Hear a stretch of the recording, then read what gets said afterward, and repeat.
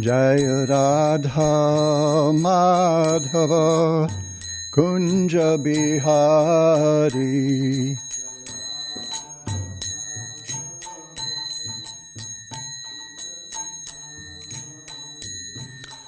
Gopi Jana Vallabha Girivardhari.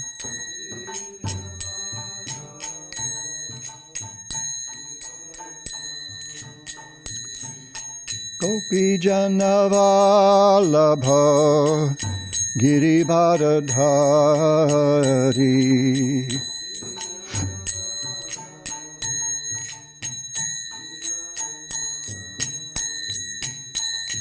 Yashodanandana Braja Janaranjana.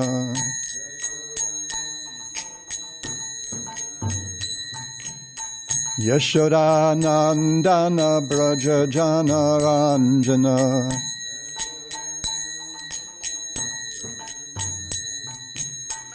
Yamunatira Banachari.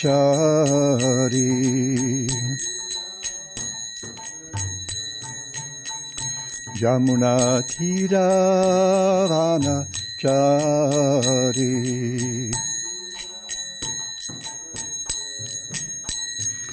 Jai Radha Madhava Kunja Bihari.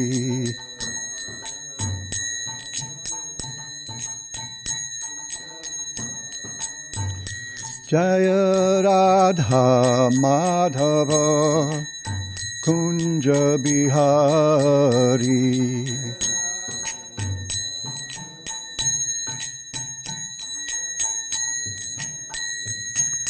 Gopi Jana Vallabha Girivardhari.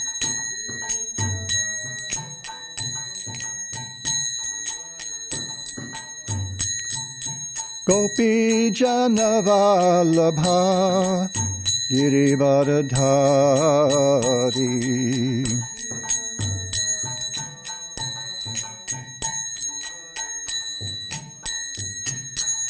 Yashodanandana Braja Janaranjana.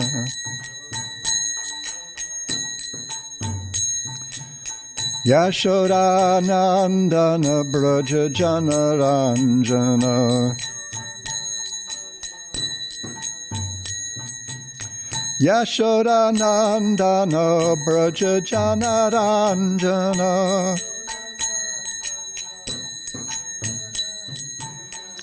Yamunatira Vanachari. Yamunatira Vanachari.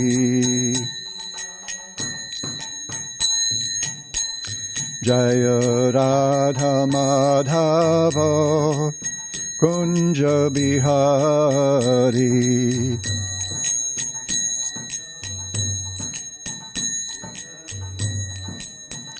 Jaya Radha Madhava Kunja Bihari.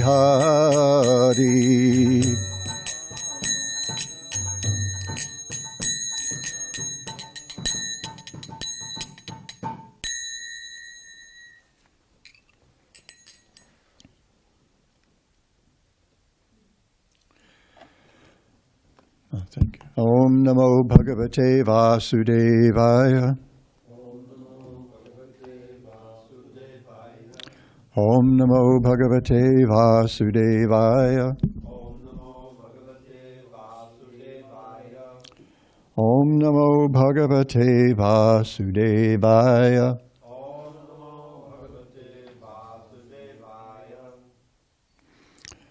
So this morning we'll hear from Srimad Bhagavatam, Canto 10, Chapter 1, Text 64. Etat Kaṁsaya Bhagavan. Etat Kaṁsaya Bhagavan. Chashangsabhyetya Nārada Chashangsabhyetya Nārada Bhume Bharayamananam Bhumer Bharayamananam Daityanam Cha Badhodyamam Daityanam Cha Badhodyamam Etat Kaṁsaya Bhagavan Chashangsabhyetya Nārada Bhumer Bharayamananam Daityanam Chabadhoyamam Etat Kaṁsaya Bhagavan Chashangsabhyetya Nārada Bhumer Bharayamananam Daityanam Chabadhoyamam. Others, please.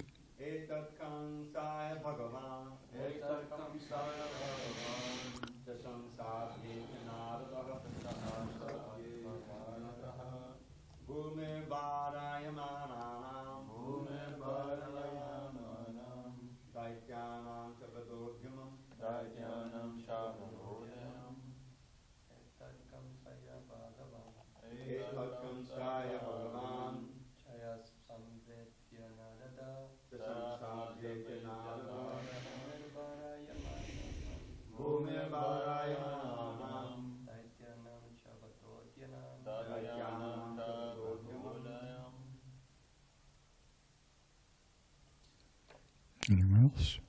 Etat Kaṁsaya Bhagavan Etat Kaṁsaya Bhagavan Chasham Savyeta Nārada Chasabhyetya Nārada Bhumer Bharayamananam Bhumer Bharayamananam Daityanam Chabadhodyamam Daityanam Chabadhodyamam Etat Kaṁsaya Bhagavan Etat Kaṁsaya Bhagavan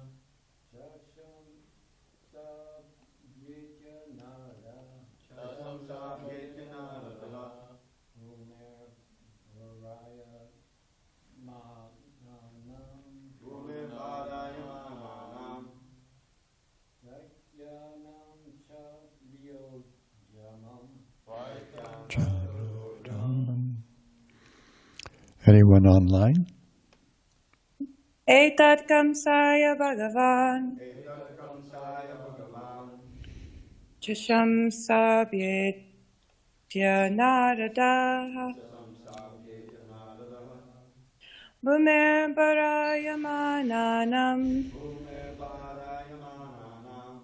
Daityanam Chabadhodyamam.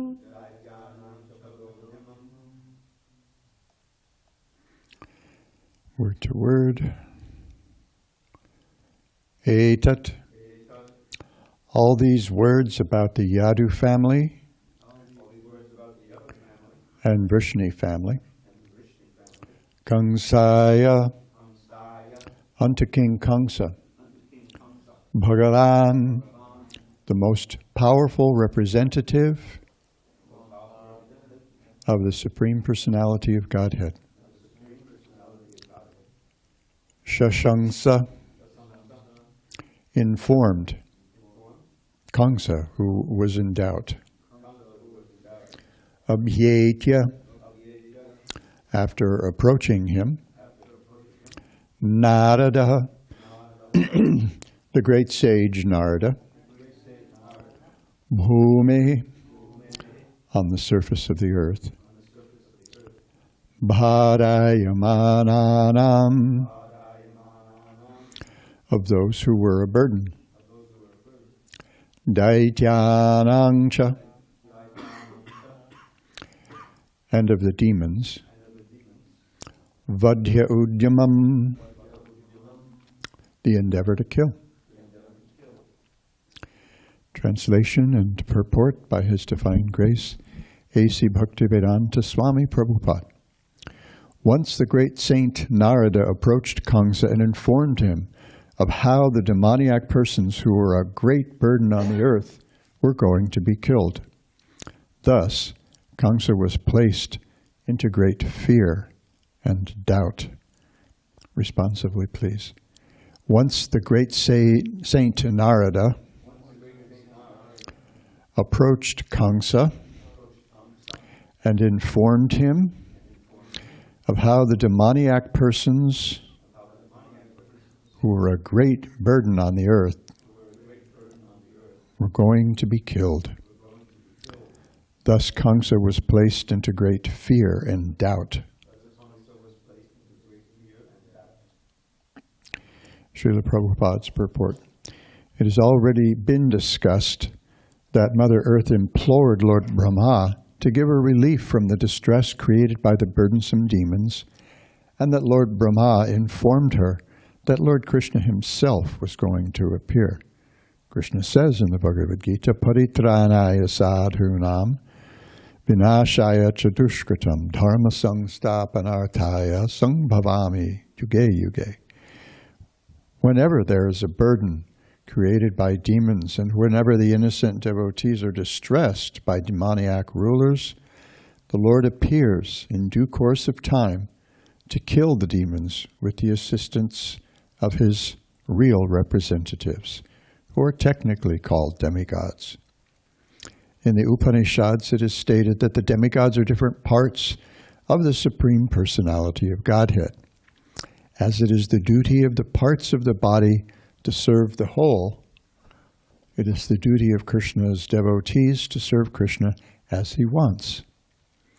Kṛṣṇa's business is to kill the demons, and therefore this should be a devotee's business also.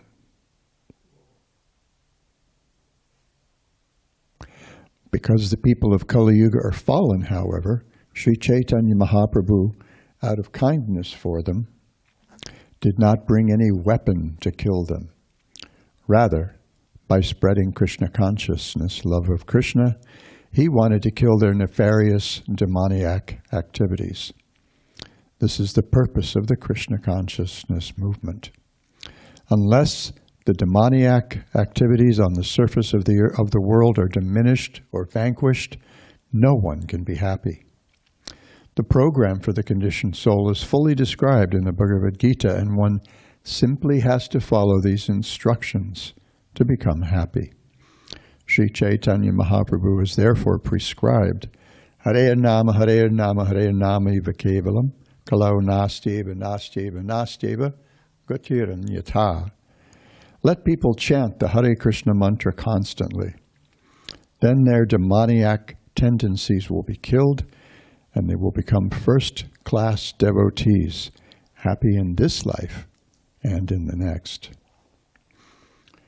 Om Jnana Timirandhasya Jnananjana Shalakaya Chakshurun Militang Yena Tasmai Shri Gurave Namaha Mukhaṁ Karoti Vachalam Pangum Langhayate Girim Yat Kripatamahang Bande Shri Gurum Dinataranam Shri Chaitanya Manobhishtam Stapitang Yena Bhutale Swayam Rupa Kadamahyam Dadati Svapadantikam Nama Om Vishnupadaya Krishna Preshtaya Bhutale Srimate Bhaktivedanta Swami Niti Namine Namaste Saraswati Deve Gauravani Pracharine Nirvishesha Shunyavadi Paschatya Deshatarine Mancha Kalpatarubhyascha Kripa Sindhubhya Evacha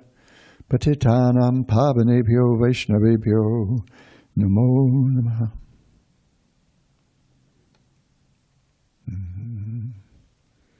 Etat Kaṁsaya Bhagavan Chashangsabhyetya Nārada Bhumer Bharayamananam Daityanang Chavadhodhyamam. A lot of strong syllables in that one. Once the great saint Nārada approached Kaṁsa and informed him of how the demoniac persons, who were a great burden on the earth, were going to be killed. Thus, Kaṁsa was placed into great fear and doubt. So here we see Narada Muni doing what he does, stirring the pot, shaking things up.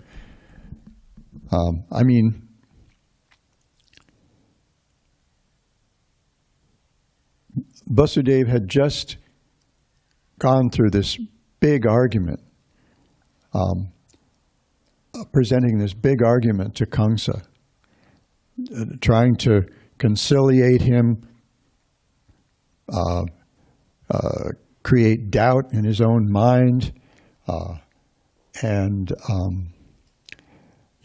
generally kind of confuse him into just letting Devaki be for now. That was his main thing. The immediate situation is Kaṁsa's, he's dropped his reins with his left hand and grabbed Devaki's hair and dropped his whip with the other and grabbed his sword, and he's about to decapitate his own cousin, sister. And so Vasudeva is thinking, okay, we've got to stop this. First thing, got to stop this. Devaki has to survive. So he goes through this whole thing and calms Kaṁsa down. Kamsa's pacified. Everything's cool. Vasudeva's agreed to deliver each of the children to Kaṁsa to do with what he will.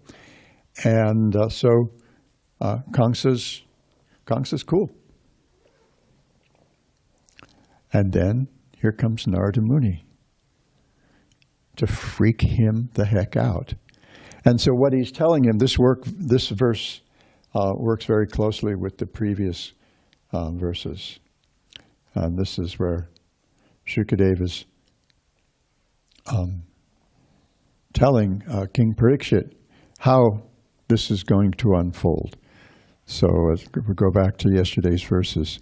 The inhabitants of Vrindavan, headed by Nanda Maharaj, and including his associate cowherdmen and their wives, were none but denizens of the heavenly planets, O Maharaj Parikshit, best of the descendants of Bharata, and so too were the descendants of the Vrishni dynasty, headed by Vasudeva, and Devaki and the other women of the dynasty of Yadu, the friends, relatives, and well-wishers of both Nanda Maharaj and Vasudeva, and even those who externally appeared to be followers of Kaṁsa, were all demigods.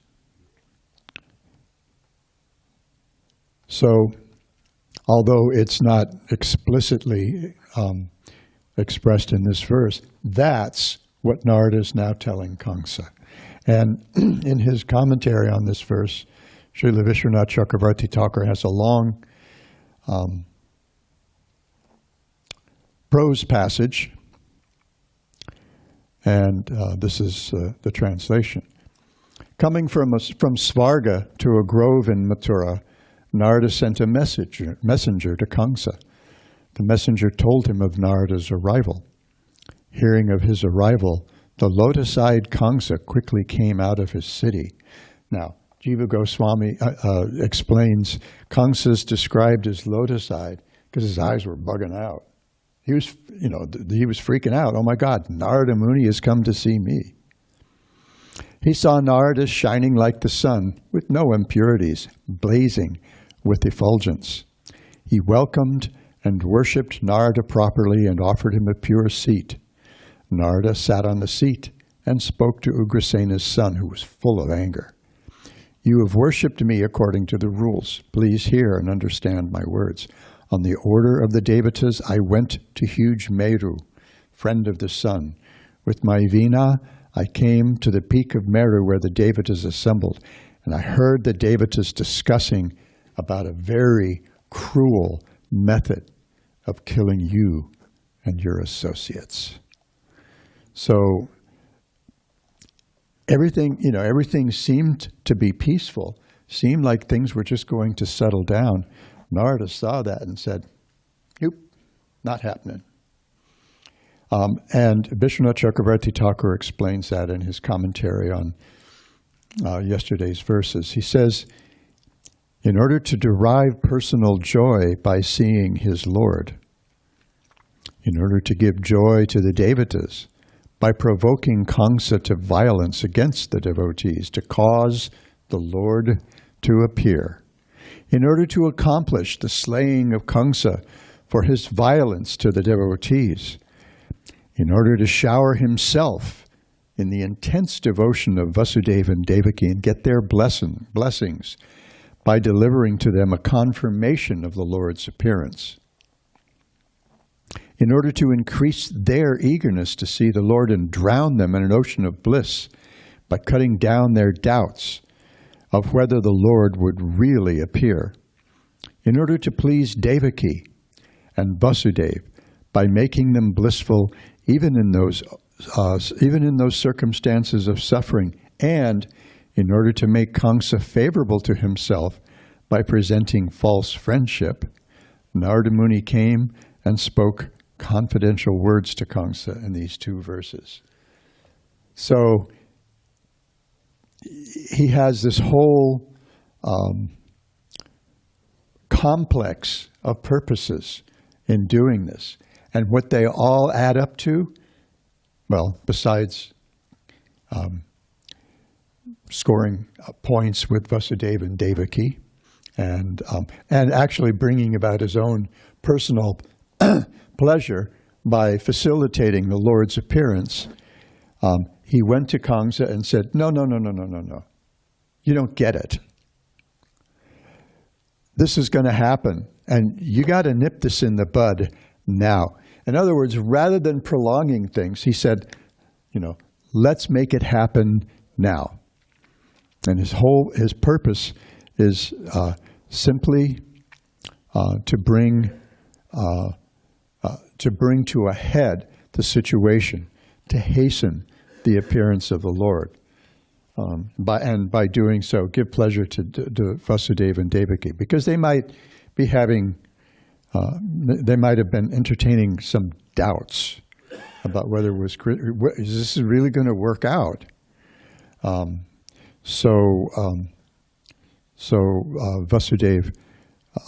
Narada Muni comes to Kaṁsa to really, really freak him out, to spur him to action.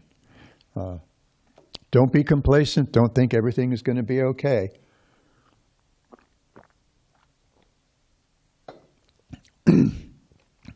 Because what you don't seem to understand is there's a big conspiracy against you. No. All the demigods, all the devotees, they put their heads together and they've come up with this really nasty plan, how to completely remove you and your entourage from the earth. And this is for the benefit of the human beings, and this is what Srila Prabhupada emphasizes in today's purport. Kṛṣṇa says, Yada yada hi dharmasya glanir bhavati bharata abhyutanam adharmasya taratmanam surjamyam. I will appear myself whenever there becomes too great an imbalance in pious and impious activities. When the activities of the saintly people and the devotees becomes too much hindered, then I'll come myself and straighten things out. And this is particularly for really big disturbances. I remember many years ago hearing a recording of a conversation that Tamal Kṛṣṇa Goswami had with Srila Prabhupada upstairs in Prabhupada's room at the Honolulu Temple. And I think maybe this was in between visits that Maharaj had made to China. Prabhupada was really, really prodding him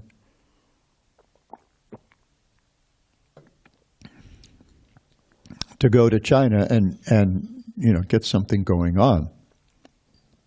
get the ball rolling.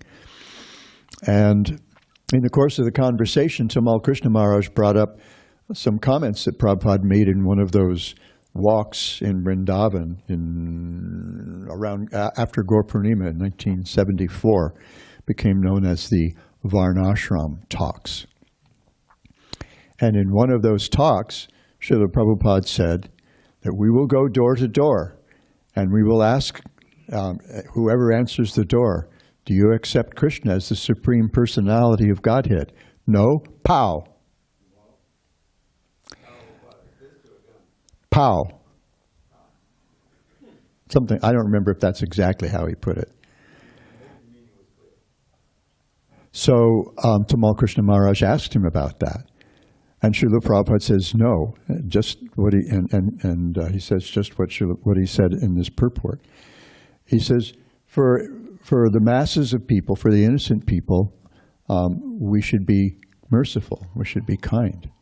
He says, this is only for those who create obstructions to our Sankirtan movement, and big obstructions like Mao. That's what Srila Prabhupada said.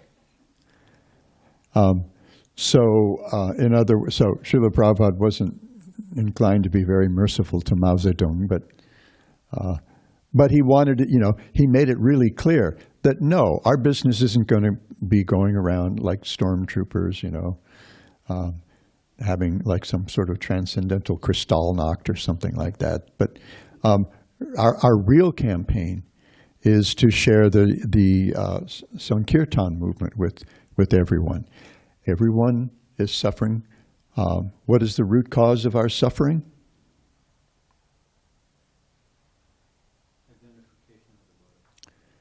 Yeah, which boils down to ignorance.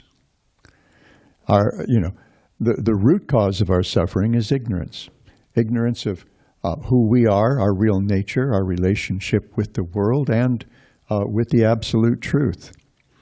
So by planting and growing the Sankirtan movement, Lord Chaitanya Mahaprabhu intended to give everyone an opportunity to enjoy the benefits of Sri Krishna Sankirtan, beginning with Chaito Darpanam Arjanam, helping us gain a sense of who we actually are and what our real business is. So this reminded me of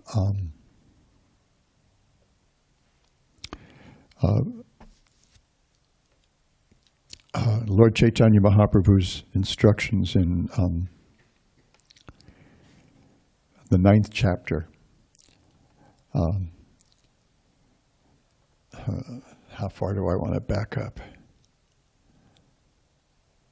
Well, this is the 9th chapter of Adi Lila Sri Chaitanya Charitamrita, the tree, the desire tree of Lord Chaitanya's movement. So Lord Chaitanya says, all the parts of this tree are spiritually cognizant, and thus they grow. As they grow, they spread all over the world. I am the only gardener. How many places can I go? How many fruits can I pick and distribute? It would certainly be a very laborious task to pick the fruits and distribute them alone.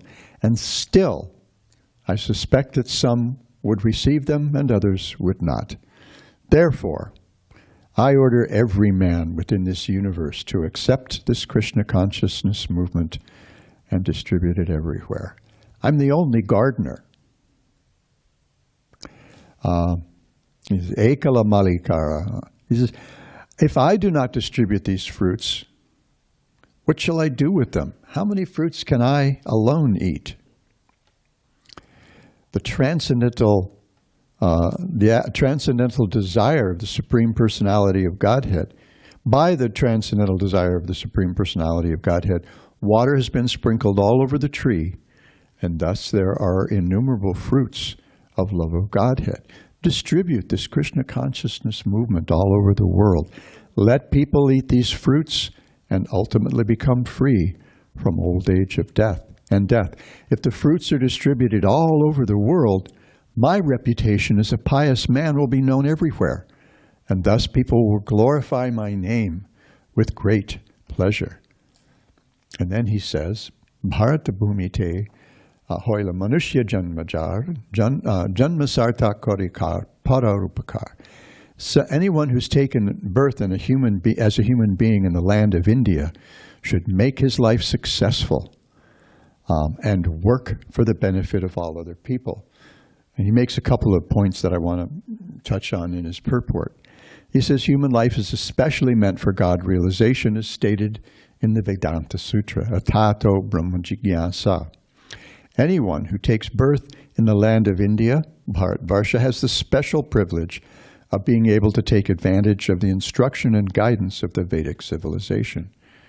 And then toward the end he says, this is not only the duty of Indians, but the duty of everyone. And we're very happy that American and European boys and girls are seriously cooperating with this movement. One should know definitely that the best welfare activity for all human society is to awaken man's God consciousness or Kṛṣṇa consciousness. And then Lord Chaitanya cites a verse that I often go to at the end of the 22nd chapter of the 10th canto. This is a transition, as I think I mentioned last week, between the Gopi of Astraharana Leela in the dead of winter and the Leela with the Brahmanas, the big fancy Brahmanas of Mathura and their wives, which takes place in the heat of summer. So this is Lord Kṛṣṇa speaking to his cowherd boyfriends. Etavad janmasa palyam dehinam hyadehishu pranay rartay diyavacha shaya acharanam sada. It is the duty of every living being to perform welfare activities for the benefit of others with his life, wealth, intelligence, and words. So he's been praising the trees of Vrindavan. They're out there in the heat of summer, and the trees are shading them. And he asks, he tells his friends, and in the way that he says it to them, the way it's described, the implication is that this needs to be broadcast everywhere. That these trees are so magnificent. Just see these trees; they're giving us shade in the cold of winter, or for cooking. They offer their firewood. They offer their leaves, their fruits, their flowers, their bark, the resins in their sap, everything for the benefit of others. It's kind of like that wonderfully problematic children's book, Shel Silverstein children's book, The Giving Tree. By the time you get to the end, you don't know how to feel. It's heart-opening and heartbreaking at the same time. So he's telling, they're just like great personalities who, whenever you approach them, will give you whatever it is you need. And then he says, everyone should follow the example of these trees. And he also says there, Praninam upakaraya yadeveha, yadeveha paratracha, karmana manasa vacha, tadeva amatimum bhajet. He says, by his work, thoughts, and words, an intelligent person must perform actions which will be beneficial for all living entities in this life and the next. I'm merely a gardener. I have neither a kingdom nor very great riches. I simply have some fruits and flowers that I wish to utilize to achieve piety in my life. Although I'm acting as a gardener, I also want to be the tree, for thus I can bestow benefit on all. And then he goes to another verse in that same, at the end of the 22nd chapter of the 10th canto. Just see how they're maintaining every life. Their birth is successful. Their behavior is just like that of great personalities. For anyone who asks anything of a tree, it never goes away disappointed. So Srila Prabhupada is making the point in his purport that this should be the attitude of the devotees of the Sankirtan movement. We should figure out ways and means. Prabhupada sometimes used to tell us, rack our brains to find ways and means to spread this science of Bhakti Yoga to others. And we see that, that he says, Lord Chaitanya says that we need to make our lives successful by fulfilling its real potential and do what we can to share that benefit with others. That's really advanced human life. In other words, as Srila Prabhupada puts it, where'd it go?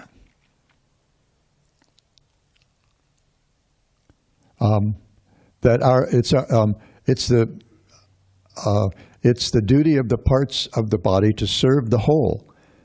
It is the duty of Krishna's devotees to serve Krishna as he wants. So Krishna appears as Lord Chaitanya Mahaprabhu to accomplish his own inner purposes, but also to accomplish the purposes of the Yuga Avatar, to establish the Yuga Dharma and go a little further, since it's Krishna himself appearing as the Yuga Avatar. As Lord Chaitanya says, make them dance in make them dance in Sankirtan, and to realize the four methods of service that the residents of Vrindavan offer to Krishna. So in other words, to teach the Sankirtan movement and Krishna Bhakti at the same time, especially Raga Anuga Bhakti. At least that's what he's saying in that verse. So this is really our business. How do we become, how can I become Krishna conscious? What do I have to do each day, each part of each day, to ensure that I continue making spiritual progress? And what can I do to share that with others? As I mentioned before, the method of spreading bhakti is much like the method of spreading a virus. It's personal contact. That bhaktya sanjataye bhaktya, as we find in the 11th canto of the Bhagavatam, that bhakti is generated by bhakti. Bhakti comes from bhakti. Therefore, it's ahaituki, doesn't have any cause outside of itself. And because of that, there isn't anything that can really impede it. We may create little bumps and detours along the way, perhaps by our own unsteadiness in practice, but bhakti can't be stopped. Bhakti, as I've often cited, is the most powerful thing of all, the only thing that can bring us near to Krishna, the only thing that can show us Krishna, the only thing that can control Krishna himself. When we receive bhakti from the bhaktas with whom we associate, from whom we hear, whom we serve, then when it matures, when it has gone through the incubation period, and we become contagious, it's our business to go around like the character in that Rumi, or in that Hafiz poem. There's one poem by Hafiz, the translation that I've seen goes something like, I caught the happy virus last night while singing God's names under the stars. It's very contagious. So kiss me. So kiss me. So that's our business. Our business is to be as kind as we can to as many people as possible by sharing whatever bhakti, or if we don't have bhakti proper, whatever faith we have in bhakti with others. There's a story I remember hearing many, many years ago, before almost everybody in this room was born, Where Srila Prabhupada was approached by one disciple who said, you know, I'm just unhappy. How can I preach? I'm just so unhappy. And he says, so tell people how unhappy you are in the material world and how Krishna consciousness can make us all happy. So first of all, she would have to become convinced of that. But Prabhupada encouraged children. You know, he was so, he liked to show off Shamsundar and Malati's daughter, Saraswati, who would just, you know, who would go up to people and say, you know, do you know Krishna is God? Very simple preaching, a toddler's preaching, but very sincere. And that could be very moving. That could catch people's attention. So our business is to do whatever we can to get people's attention, to stir things up in the material world, and find ways to present Krishna consciousness. Just like I know Raghu's been working on this project for 30 years. He's been growing and developing these ideas for presenting Krishna consciousness in a not exactly covert, but sort of like disguised, somewhat disguised way to get people's attention and try to show a better way to live rather than a life based on these 4 pillars of sinful life that Parneshwari Lakshmi was talking about the other day. So that's our business, as we mentioned last week. Try to help people live more piously so that they can more easily take advantage of the science of Bhakti Yoga. Is there any discussion? Anyone like to offer any comments or ask some questions to stir things up? Is it okay? Yes, please. Okay. So, this is reading this purport. Someone may be reading it for the first time. We're distributing 100,008 Bhagavatams at least before September 26th. Is that what it says, September 26th? Or is it September of 2026? I think that's what that means. Yeah, it's not the date.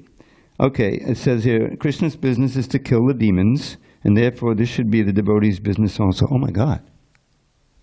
But then he says, okay, because the people of Kali Yuga have fallen, however, Sri Chaitanya Mahaprabhu, out of kindness for them, did not bring any weapon to kill them. Rather, by spreading Krishna consciousness, love of Krishna, he wanted to kill their nefarious demoniac activities.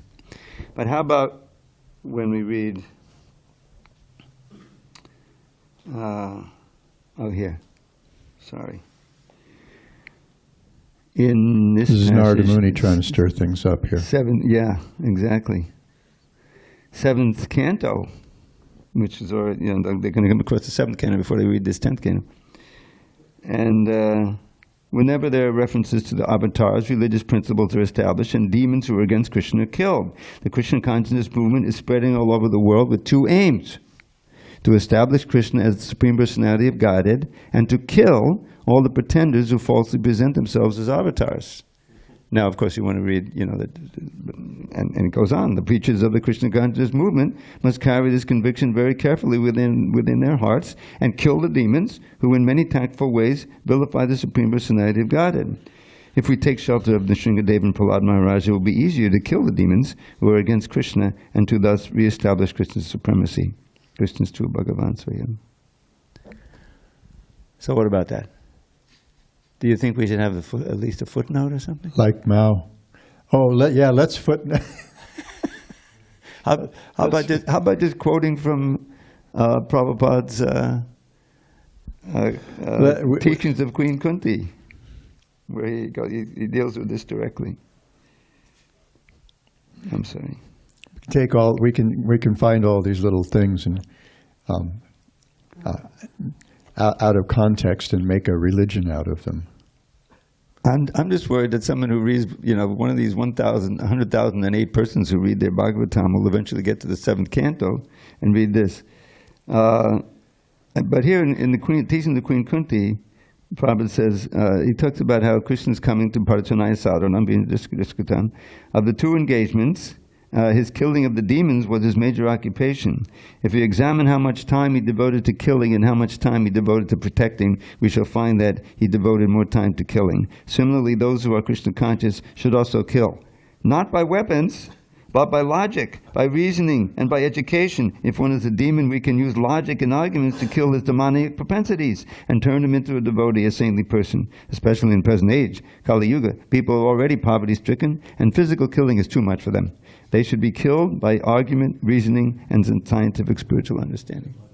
That's what Prabhupada read, and that's what he says in the purport we just read here. But in that other purport, he didn't come to that point.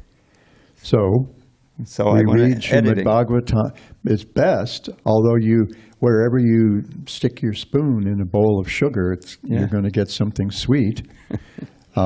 Still, it's best, it's recommended to read Srimad Bhagavatam systematically, beginning with the first canto, moving through the second and third.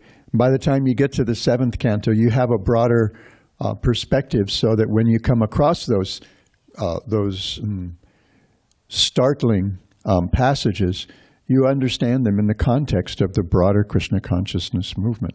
Therefore, those 100,008 recipients are going to need association. There needs to be follow-up, because this is spread by personal contact. The books are there to get you going. But Prabhupada was once asked, are the books enough? And he said, no, there must be association. We need to get together and discuss these things. Otherwise, we read these things, we focus on, maybe become fixated on these passages out of context, and it's really easy to misunderstand how we're meant to behave. But the character of the devotees is described by Raghunath Das Goswami in a verse of praise he wrote to honor Sanatana Goswami. And the devotees, they are paradukha-dukhi. Their only problem is that everyone else is suffering. Therefore, they're kripambuddhi. They're oceans of mercy. So Srila Prabhupada clarified, what could easily be taken out of context in that one. I used the conditional. Let's rewind to 1974 and 1975, which was often taken out of context by many devotees in his conversation with Tamal Krishna Maharaj. He says, no. For those who obstruct our, the Sankirtan movement in a big way, something like that may be necessary. But generally, material nature is doing a pretty good job of taking care of killing people. You see a lot of these, the big new atheist philosophers, Dan Dennett and who was the other, Christopher Hitchens. Time took care of these guys, got them out of the way. So you no longer have college freshmen being bothered by Daniel Dennett running around saying that there's no such thing as consciousness. Consciousness is just an illusion and stuff like that. They're gone. They're already out of the way. Our business is to serve Krishna as, where'd it go again? As it is the duty of the parts of the body to serve the whole, it is the duty of Krishna's devotees to serve Krishna as he wants. And as he wants is expressed by Lord Chaitanya Mahaprabhu, as we see in Chaitanya Bhagavatam, especially in Sri Chaitanya Charitamrita. Become Krishna conscious, janmasartak karikar. First of all, ourselves become, move toward perfection, right? We were saying yesterday, we have this saying in English, practice makes perfect. But perfect's not ultimately really a thing. Perfection is really in our intention.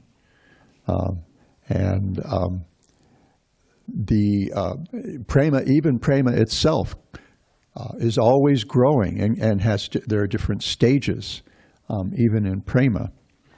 But I don't remember who was being quoted yesterday because I don't hear everything. Something that the practice is particularly useful because it makes for progress, which is something I've been saying for many years. Rather than practice makes perfect, practice makes for progress. And that's what we're interested in. We're interested in making things better somehow or other, however we can, for the people suffering in this material world because of their ignorance. So we I have a comment. try to behave in a way that will make the Krishna consciousness movement attractive to all kinds of people. On one walk in Honolulu in February of '75, he pointed out that there were some problems in the leadership in ISKCON at that time. This was late January, early February of '75. There were some difficulties here and there, if you can imagine such a thing. And Srila Prabhupada said that, unless the leaders develop ideal character, then our movement, our society will just be another fool's paradise. Who wants to join something like that? Just a bunch of people running around pretending. So he would press us to actually become serious about Krishna, becoming Krishna conscious. When he initiated my godbrother Siddha Swarupananda into the sannyasa ashram in Honolulu in May of '72, he said, now your only business is to become Krishna conscious.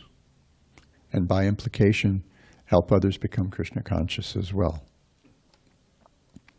So yeah, context. Sometimes there are thinkers who have been quoted as saying context is everything. So this has always been a big thing for me. I try to. I'm looking for connections and context to help so that I can better understand what's going on in the Bhagavatam. Is that okay? Good questions. I love questions that stir things up. Raghu.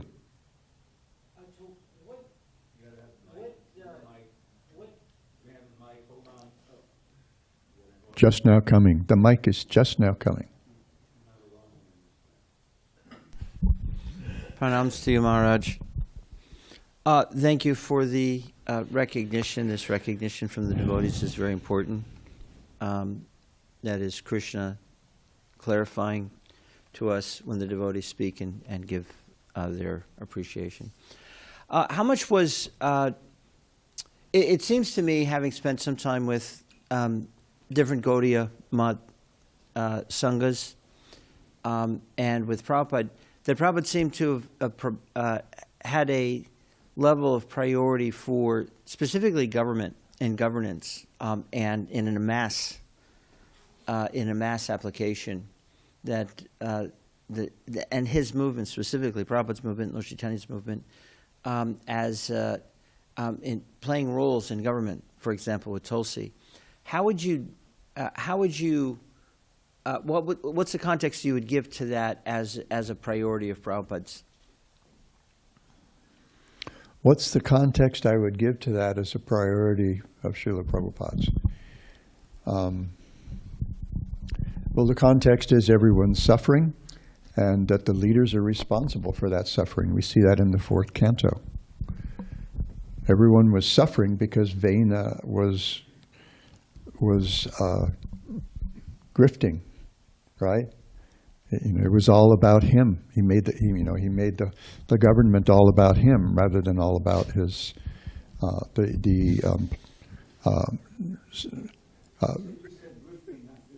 the well-being. I can't hear. Said grifting, not drifting. Grifting. Grifting. Well, there's certainly a bunch of mission. There was a lot of mission drift there in Vena's administration. But it was the saintly people themselves, saintly persons themselves, who removed Vena from government. Things got bad. Nobody was able to really challenge him or willing to challenge him. And so ultimately, the brahmanas and the sages took him out themselves. And because he was a big law and order guy, that created a problem. Because then all the other rogues came out of the woodwork, and so they realized, oh, we need a strong leader to check them, but we need a strong leader with good character. So they kind of mystically cloned the good DNA from Vena's father, ignoring the bad DNA from his mother, and created King Prithu, who was so adamant about serving the needs of his praja that because Mother Earth had become accustomed to withholding her resources, he even threatened her for the benefit of others.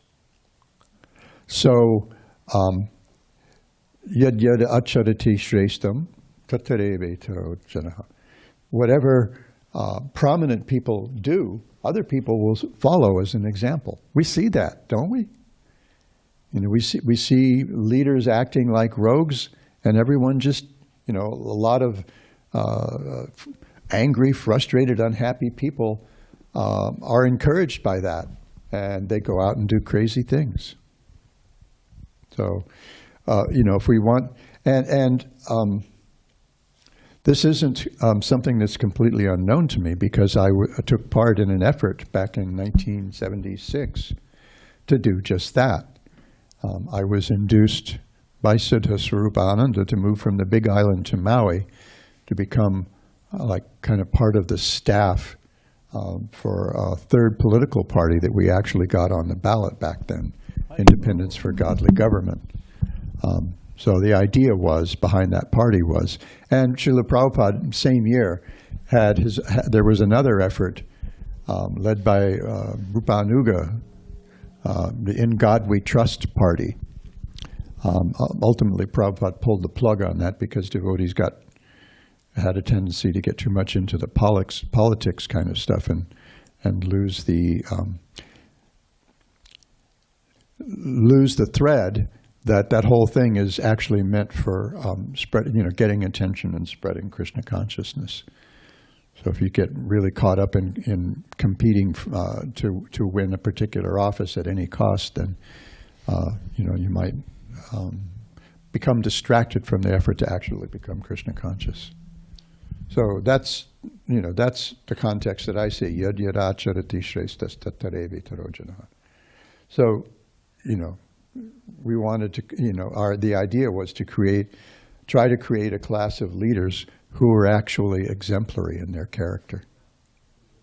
Well, in your example of Maharaj Parikshit and King Venu, the Brahmins were actually the king makers. Do you see that kind of role as something Prabhupada envisioned for the devotees? They actually disposed of one king, they put another one in, and then they carried Maharaj Parikshit to help him, in his first opening acts and steps with Bhumi, etc.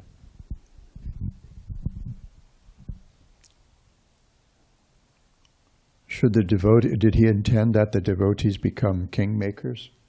Perhaps some, if they knew what they were doing. But if you don't really know what you're doing, if you don't have a strong core philosophy, then you might also be those people might also become distracted. Our business is to create devotees. Our business is not to blow on the boil, but to lance it and drain it. So now, in order to get close enough, you might want to anesthetize a little bit. You might want to do some blowing or put some lidocaine or something on there before you lance it. But our real business is to go to the root of the problem, which is that ignorance that causes us to identify with something other than our actual selves. Anything else before I get into too much trouble? Hare Krishna, can you hear me? We can. Great. Thank you, Ashram Maharaj, for the nice class. This is Lizzie. Yes, I had. Un ratito, Amar, un ratito. So I had this, maybe it's a bit of a silly question about whether there is in the scriptures some, or what, how do they define demons, or is there some sort of categorization of demons? I mean, many times we've heard that persons with demoniac propensity would be atheists, for example. And then we heard also the story of Hiranyakashipu, for example, where he's classified as an atheist. But to me, it seemed more like he was rather envious of Vishnu, right? Rather than an atheist. Because an atheist, by definition, they don't think that there is a God, right? That God exists. So is there, I don't know, I was just wondering how is this, there is some categorization, because we many times talk about demons, and of course Kṛṣṇa enjoying killing demons, but how are they defined? Thank you very much. Oh, thank you for the question. Yeah, there may be we may be able to create one or another taxonomy of demons. But essentially, when we're talking about the demons, we're talking about those who are opposed to the mission, actually opposed to the mission of the Lord. So whether that atheism shows up as just, well, that even that atheism, that denial of the existence of God, the root of that is envy due to misidentification. We identify with matter, and we think this is all there is. I think I might have mentioned before, when I took a survey course in philosophy in college, this is a long time ago, and I was living on Maui back then, and the final exam was one question. It was a long essay, explain and justify the philosophy of materialism. And so what I did, I explained and justified, made an argument in favor of the philosophy of atheism, and then I took it apart. The professor loved that. Will Griffiths. He called my final the War and Peace of his Philosophy 101 exams, because it was a sheaf. I used the whole 3 hours to develop those ideas. So if there is, and how do we behave with different kinds of people? That's described in the 11th canto of the Bhagavatam as well. That the Uttama Vaishnavas, they see everyone as serving Kṛṣṇa as better, everyone is serving Kṛṣṇa better than they can. And so who's there for them to teach? They don't have proper discrimination in a positive way. They're seeing Kṛṣṇa everywhere. And the Kanishta Vaishnavas, they don't have proper discrimination, because to the extent that they acknowledge God, he's a part of our group. He's the focus of our church, and everybody else is nonsense. Everybody else is off the wall. However, the Madhyama Bhaktas, the intermediate devotees, they see four categories of